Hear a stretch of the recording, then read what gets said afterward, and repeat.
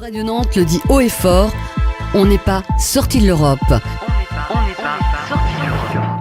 17h06, on se tourne à présent vers notre invité. Ce soir, nous sommes en compagnie de Philippe Grosvalet. Bonsoir, monsieur Grosvalet, merci d'être avec nous ce soir sur l'antenne de Radio Nantes. Bonsoir. Vous êtes le président du conseil départemental de Loire-Atlantique. Je rappelle aussi pour nos auditeurs que vous étiez un fervent partisan de l'aéroport de Notre-Dame-des-Landes. Vous êtes le président du syndicat mixte aéroportuaire. On a vu, première question d'actualité, on a pu déloger les hiboux de Bure, on n'a jamais réussi à déloger les zadistes. Pour vous, avec le recul, c'est quoi qui a fait la différence ? D'abord, il faut dire qui est on. Vous dites on a. C'est la responsabilité de l'État de faire régner en France l'ordre public, l'ordre républicain. Et effectivement, vous le dites justement, l'État n'a pas su faire respecter l'ordre républicain sur le territoire de Notre-Dame-des-Landes. Qu'est-ce qui a fait que, à votre avis, dans un cas, l'État effectivement a agi et pas dans le deuxième ? On a trop attendu, ça s'est trop enlisé avec le temps ? Moi, je ne peux que constater, et je l'ai exprimé, qu'il semble y avoir deux poids, deux mesures. J'ai même dit que sans doute le lobby nucléaire était plus influent en France, semble-t-il, que la voix des centaines de milliers d'habitants qui se sont exprimés lors d'un référendum ici en Loire-Atlantique. Voilà, je ne peux que constater, m'en désoler, mais c'est ainsi et chacun pourra faire le constat par rapport à la responsabilité de l'État. Bon, on a pu voir, n'empêche, dans le cas de Bure, la problématique de l'expulsion pendant la trêve hivernale. Elle n'aurait pas dû intervenir avant le 31 mars. Le 31 mars, justement, c'est aussi la date prévue pour l'expulsion du côté de la ZAD. Est-ce que vous appréhendez ce temps-là ? Est-ce que pour vous, maintenant que, entre guillemets, le problème est plus ou moins réglé, sur une partie en tout cas, le fait qu'il n'y ait pas de construction de l'aéroport, ce sera peut-être plus simple ? Est-ce que vous avez des réunions de concertation avec justement les services de l'État, la préfecture ? Comment ça se passe concrètement ? Non, moi, sur cette question de l'occupation illégale de la ZAD, j'ai toujours dit la même chose. J'essaie évidemment d'être constant dans mes choix, dans mes propositions et dans mes expressions. J'ai toujours dit que cette question-là était une question d'ordre public, qu'elle était de la responsabilité de l'État, donc du Premier ministre et du ministre de l'Intérieur, et qu'il leur appartenait de faire régler l'ordre avant ou après la décision qui a été prise.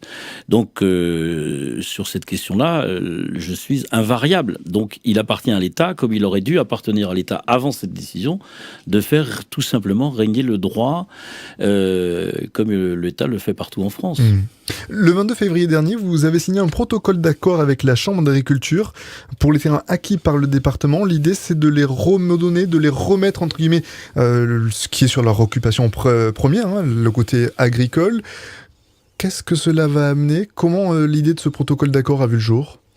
Alors d'abord, dès l'instant où l'État a renoncé à construire ou à transférer cet aéroport, il est évident que les terres qui avaient été réservées depuis de très nombreuses années pour cet usage-là doivent impérativement revenir à l'agriculture. Et nous devons tout faire pour que ces terres soient consacrées à l'agriculture et au-delà même à la préservation des espaces naturels et sensibles sur ce territoire. Voilà.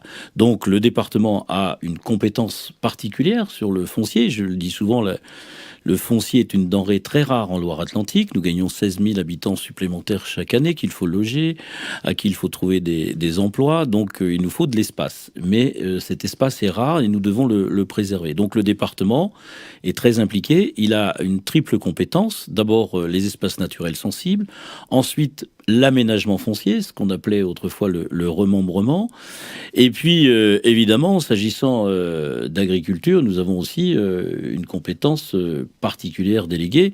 Et évidemment, cette question nous intéresse très fortement et nous sommes parmi les tout des premiers départements en France à avoir mis en place des périmètres de protection des espaces agricoles et naturels, qui est également une compétence du département. On sent tout de même les zadistes aujourd'hui assez surmotivés, si on peut le dire ainsi, à l'idée de conserver les parcelles pour faire un nouveau Larzac. Est-ce que vous n'avez pas peur, l'État n'ayant pas suivi une première fois, eh bien qu'il laisse tomber une deuxième fois ? Bon, le Larzac, c'est le Larzac. C'est une histoire politique, c'est une histoire militante, c'est aussi une histoire de territoire. La Loire-Atlantique n'est pas le Larzac, même si elle a une histoire singulière, y compris sur le mouvement ouvrier, mais aussi sur le mouvement paysan.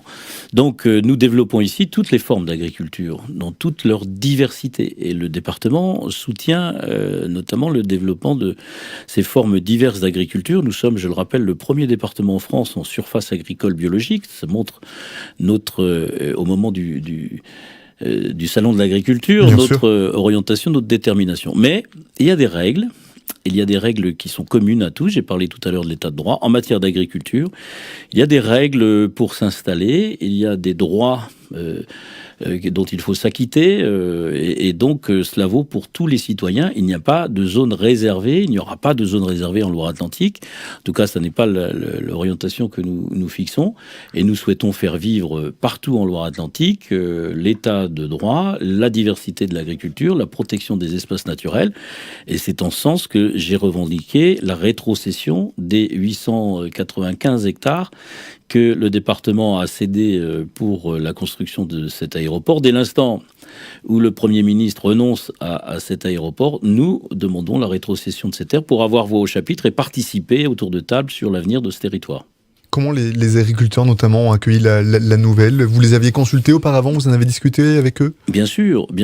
D'ailleurs, je suis allé signer un protocole à la Chambre d'agriculture. La Chambre d'agriculture anime le débat agricole sur le territoire avec l'ensemble des acteurs. Je rappelle que c'est un établissement public qui regroupe tous les acteurs professionnels de la filière agricole. Tout à fait.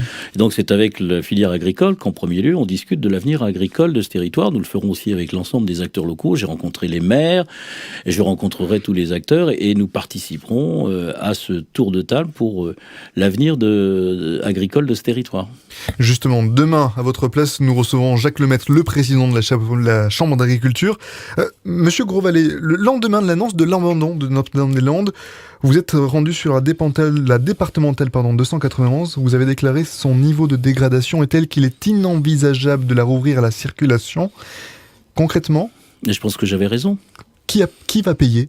Alors, d'abord, j'avais raison de dire qu'il fallait 6 à 8 semaines avant de remettre cette route en état pour que les citoyens de ce territoire puissent y circuler en sécurité. C'est important, la sécurité routière. Donc, c'est la responsabilité du département, alors que le Premier ministre avait annoncé dans tous les médias que la semaine suivante, cette route serait réouverte. Bien, j'ai bien fait de le dire, puisque au fond, il nous aura fallu 7 semaines avec une escorte de police dans des conditions invraisemblables pour faire les travaux. Donc, dès l'instant où les travaux sont terminés, cette route sera réouverte, tout simplement.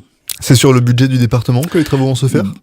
Alors, de toute façon, hélas, ce sera pris en charge par les contribuables, mais pas par les contribuables départementaux, puisque nous enverrons la facture au service de l'État, puisque c'est l'État qui est responsable de cet abandon, et donc n'ayant pas fait respecter le droit, et au fond, en partie responsable des dégradations qui ont eu lieu sur cette route. Aujourd'hui, il faut tourner la page, aller de l'avant. Il y a d'autres problématiques en Loire-Atlantique à gérer au quotidien. Mais aller de l'avant, ce n'est pas toujours tourner la page. C'est notre histoire. C'est une histoire commune. C'est une histoire que nous assumons. Il y a eu en plus un référendum pour demander l'avis des citoyens de ce département. Donc ça fait partie de notre histoire. Et ça fait d'ailleurs aujourd'hui partie d'une histoire plus large. Ici, à Euro-Radio-Nantes, je pense que c'est une histoire européenne aujourd'hui.